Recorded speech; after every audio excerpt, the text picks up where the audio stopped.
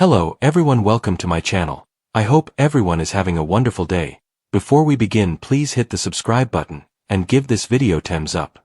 General Hospital, GH spoilers for Thursday, March 5th, state that Carly Spencer, Laura Wright, and JOSSLYN Jax, Eden McCoy, will clash over the secrets they've been holding, while Jason Morgan, Steve Burton, lashes into Jack Brennan, Chris McKenna.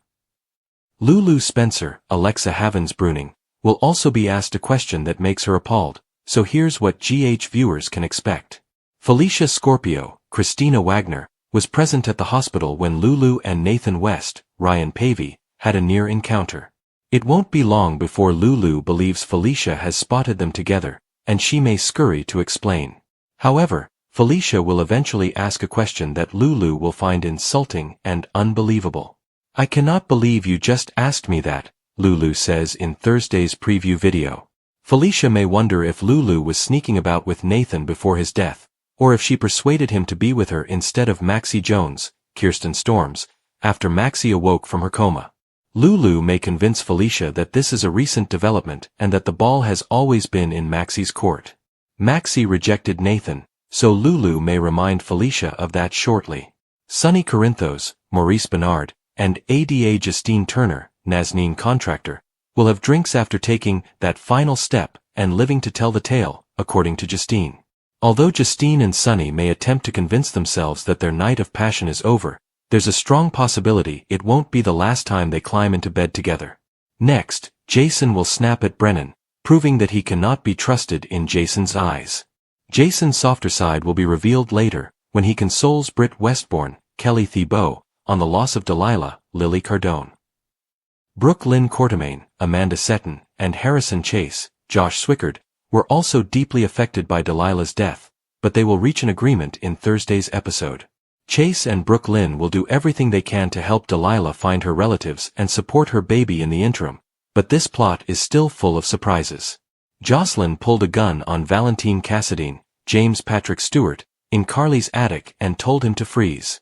When JOSSLYN urges Valentine to raise his hands in the air and gently turn around, she will have confirmation that the fugitive is hiding under her mother's house. JOSSLYN will probe Valentine, but he may let Carly answer the majority of her questions when she gets home.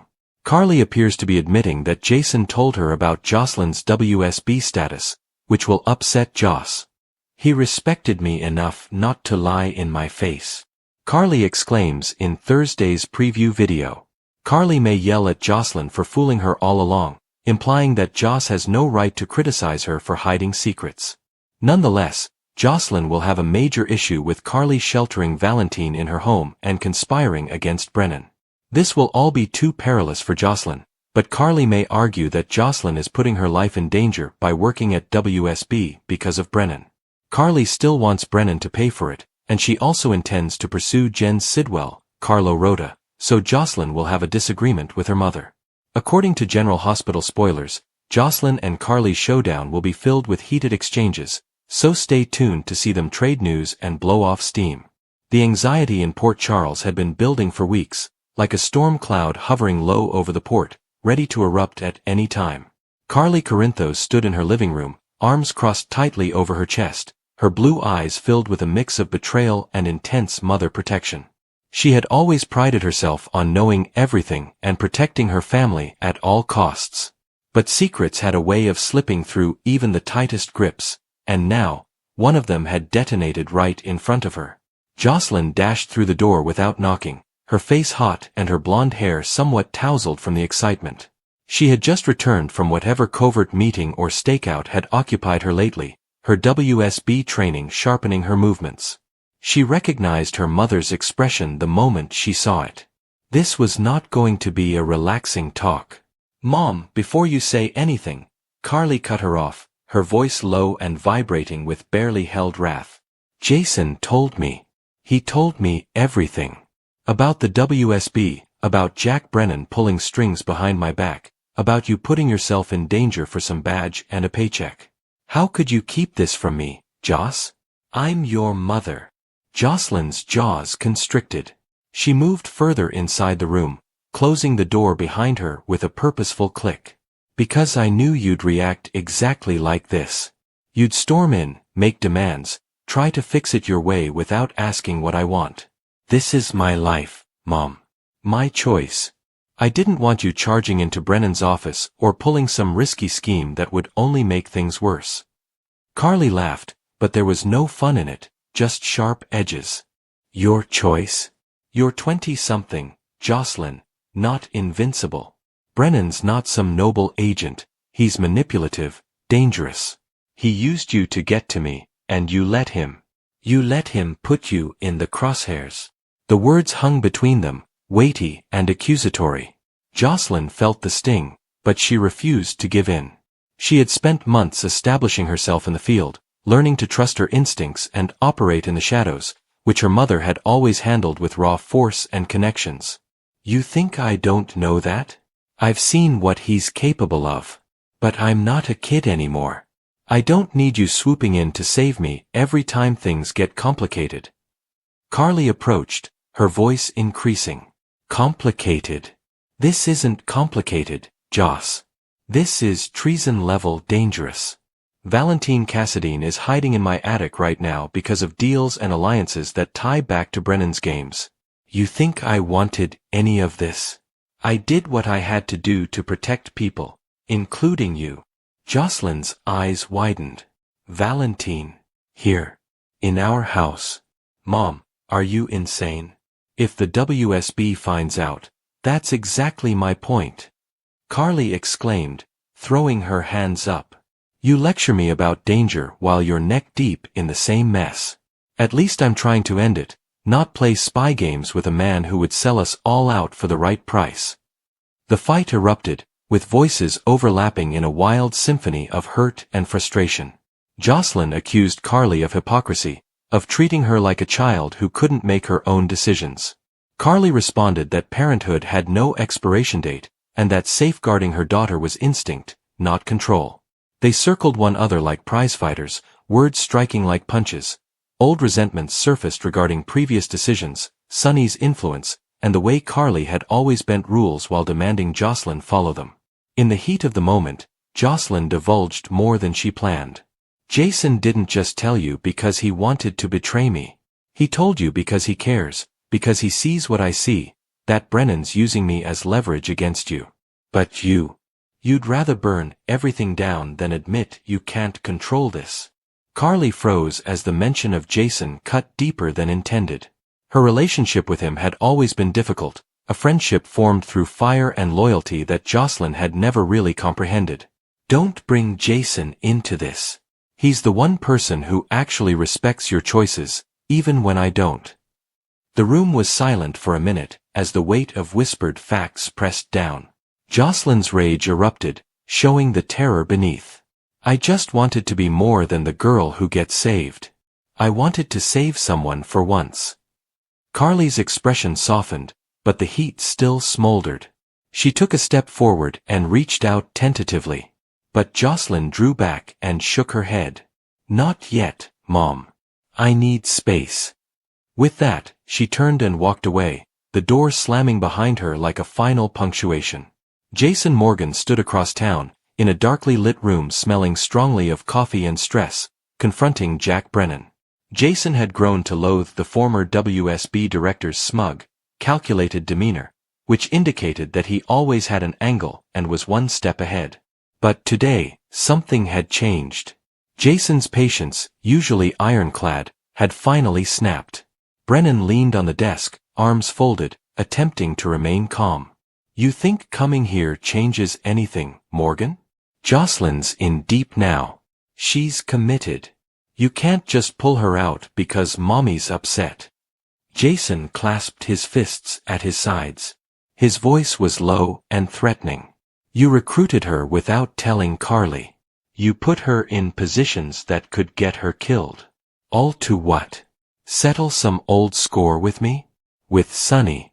You're playing with fire, Brennan, and I'm done letting you drag people I care about into it. Brennan chuckled, but his eyes were uneasy. Care about? That's rich coming from you. You've spent years disappearing, leaving bodies in your wake. Don't pretend you're the hero here. That did it. Jason stepped forward, seizing Brennan's collar and throwing him into the wall. The impact rattled a picture frame, causing it to collapse to the floor. You don't get to lecture me about leaving bodies. Not when you've manipulated a kid, my friend's daughter, into your dirty games. You threaten her again, you use her as bait one more time, and I won't stop at threats. Brennan's composure crumbled, and his breath came in short spurts. Get your hands off me, Morgan. You think violence solves this? It'll only make things worse for her. Jason held him there for a bit longer, his gaze fixed on Brennan's. It ends now. Whatever hold you think you have, whatever favor you called in, it's over. Or next time, I won't be the one walking away. He abruptly released Brennan, allowing the man to slump slightly before smoothing his jacket. Jason turned and walked out, the door quietly closing. Outside, the cool air touched him, but the wrath remained. He had been protecting Carly's family for years, seeing JOSSLYN mature from a defiant teen to a determined young woman. Seeing her trapped in Brennan's web seemed like a personal failure. He took out his phone and hesitated before texting JOSSLYN, "We need to talk. Soon." Meanwhile, inside the hospital, Lulu Spencer paced the corridor outside a patient room, her thoughts racing. She'd been spending a lot of time with Nathan West lately, maybe too much. What began as concern for an old buddy had grown into something more difficult, something that seemed dangerously near to treachery. Maxie had noticed, as she often does. Felicia had now captured them at a moment that appeared considerably more intimate than it was. A hand on an arm, a shared stare that lingered too long. Felicia's comments rang in Lulu's mind. What are you doing, Lulu? Nathan's not yours to claim. He's grieving, and you're taking advantage. Lulu felt the comment like a slap. She was not taking advantage. She was assisting. Or so she told herself. But the truth struck her hard as she leaned against the wall. She had crossed a boundary. Not physically, but emotionally. She had let old feelings resurface, allowing nostalgia to blind her to the present. Nathan belonged to Maxie's memories, as well as his current existence. And Lulu. She was disrespecting everyone's suffering by pretending differently. She collapsed upon a bench, head in her hands. The hospital swarmed around her, doctors consulting, nurses rushing, but she felt alone in her distress. How did she become this person? The one who followed shadows of what may have been instead of creating something tangible? The insult was more than Felicia's words, it was the reality gazing back at her. She needed to step aside, apologize, and allow healing to occur without her involvement. The threads of Port Charles's story became increasingly entwined throughout the day. Carly was alone in her living room, staring at where JOSSLYN had stood and repeating every word. Regret crept in, as did determination. She refused to lose her daughter to Brennan's plans. She picked up the phone and dialed Jason. We have to fix this. Together. Jason, still reeling from the confrontation, responded quietly. Yeah, we do. In the background, hidden forces moved, Valentine in hiding, Brennan preparing his next move, and Britt confronting her own vulnerabilities with Jason's quiet support close. Port Charles never slept, nor did its wars. The battles of the day had ended, but the conflict was far from over. Families were split apart, loyalties were strained, and secrets were revealed, each moment building up to something bigger, something that would rock the foundations of everything they valued. Carly reflected on her children and the life she had worked to create in the midst of upheaval. JOSSLYN strolled the streets, her mind racing with independence and uncertainty. Jason drove toward the docks, the weight of protection pressing down on his shoulders. And Lulu sat quietly, promising to change before it was too late. The sun set over the water, creating lengthy shadows that matched the tangled emotions below. Tomorrow would bring new conflicts and disclosures. But for the time being, the air crackled with the aftermath, which was visceral, unresolved, and unmistakably human. Thursday's episode is filled with tension from the start, as emotions that have been simmering for weeks finally boil over. Long-buried resentments erupt, alliances are strained, and more than one relationship threatens to fail under the strain. By the end of the day, some people in Port Charles will have felt the aftershock. Carly has never been one to avoid confrontation, but she appears shaken as she realizes her continuing dispute with JOSSLYN has escalated into an all-out war of wills. What starts as a tense argument in the kitchen gradually escalates into something far more explosive. JOSSLYN, fiercely independent and sure that her mother does not perceive her as an adult, refuses to back down. Every word Carly says exudes control while also conveying worry. JOSSLYN's voice shakes with wrath as she accuses Carly of intruding in her life once more. Carly responds that all she does is to protect her daughter. But JOSSLYN believes she doesn't require protection. She requires trust. The charge stings Carly more than she admits. For years, she has borne the burden of safeguarding her children from danger, secrets, and their own reckless choices. Hearing that her attempts felt suffocating rather than supportive hurts tremendously. The confrontation heats up as JOSSLYN claims that Carly's judgment is affected by her own past mistakes. That comment strikes a nerve. Carly reminds her daughter that experience is not something to disregard, it is something to learn from. But JOSSLYN sees things differently. Carly's experience, in her opinion, demonstrates that everyone deserves the right to make their own decisions, even if they are incorrect. Voices rise. Accusations fly. Neither woman is willing to compromise. The debate reaches a climax when Carly issues an ultimatum, only to discover too late that ultimatums don't work on someone as stubborn as her daughter. JOSSLYN screams out, leaving Carly shocked and wondering whether she just pushed her child away instead of bringing her closer. Jason is also involved in a confrontation. Jason is well known for his calm temperament and unwavering loyalty. But Thursday's events bring him dangerously near to the edge. Brennan has been working in a gray area for a while, and Jason's patience has now run out. When the two men meet, the atmosphere is tense with distrust. Jason doubts Brennan's recent actions and the consequences they have had on individuals he cares about. Brennan tries to deflect, claiming that his decisions were necessary and calculated. But Jason is not buying it. For Jason, devotion is not a game. It is a code. Brennan's propensity to deviate from that code for personal gain is not just dangerous, but also offensive. What started as a disciplined interrogation rapidly became personal. Jason's jaw tightens, his voice drops, and his words have a biting edge that I've rarely heard him use. Brennan responds, arguing that Jason's point of view is out of date and that the environment they're in requires a different way of thinking. That implication, that Jason may be losing his touch, breaks any restraint he has left.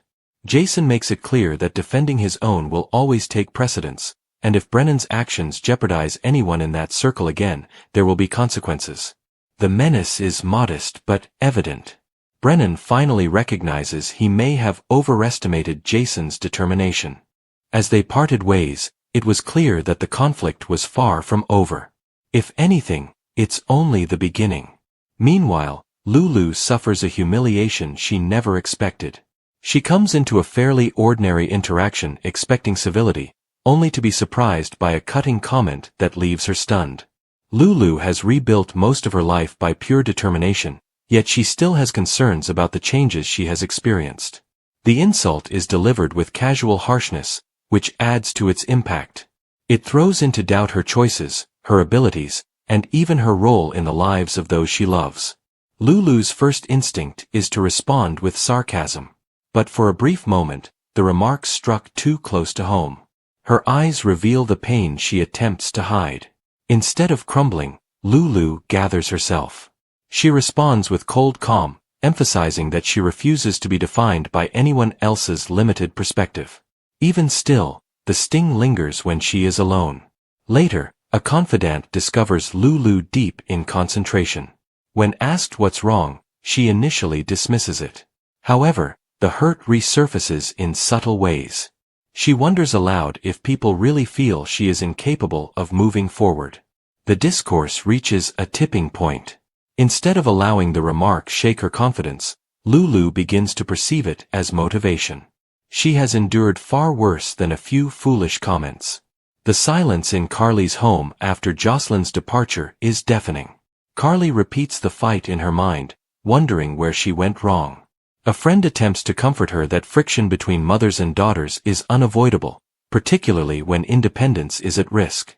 However, Carly recognizes that this schism is distinct. She considers reaching out, writing text messages that she never sends. Pride battles with panic. What if JOSSLYN sees any attempt at reconciliation as an attempt to dominate her? Carly, who has faced numerous exterior fights without fear, is unclear how to fight this one, because it isn't about winning. It's about avoiding losing her daughter. JOSSLYN, for her part, seeks comfort elsewhere. She confides in someone who understands her frustration. She insists on loving her mother, but she refuses to live under continual observation. The conversation confirms her desire to forge her own path, even if it means disagreeing with Carly along the way. As night falls, tensions in Port Charles refuse to subside. Jason obtains worrisome evidence indicating that Brennan may be planning another risky move. The chance that his warning went unheeded only strengthens Jason's resolve. He begins to plan his next move, ready to act before things spiral further out of control. Brennan, meantime, isn't backing down. He sees Jason's outrage as predictable but misdirected. In his perspective, he is doing what is necessary in a world where indecision equals vulnerability. He tells a colleague that Jason's old-school loyalty may become a liability. Lulu's evening takes an unexpected turn when she meets up with the individual who insulted her earlier. This time, she is ready. She addresses the disrespect squarely, being calm but forceful. Her calmness unsettles her adversary, who had not expected such a controlled answer. Lulu does not expect an apology, she demands respect. The small shift in power is not overlooked. In the episode's last moments, the emotional threads begin to intertwine. Carly looks at an old photo of herself and JOSSLYN, a memory of simpler times. Tears well up, but she blinks them away, determined not to let despair win. She decides to approach her daughter differently, not as a commander giving commands, but as a mother willing to listen. Jason steps into the shadows, determined to defend those he loves at all costs.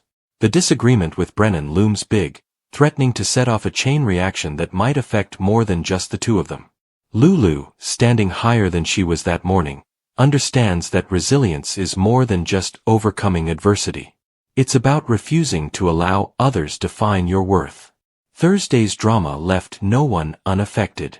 Relationships are delicately balanced, trust is questioned, and the prospect of additional upheaval looms. Port Charles has seen its fair share of dramatic clashes, but the emotional stakes this time feel more personal. As the lights fade, it becomes evident that internal struggles can be more dangerous than outward threats. Carly and JOSSLYN's friendship will either break down or strengthen as a result of honest communication. Jason's loyalty code will be put to the test, forcing him to adapt or risk losing all he is trying to safeguard.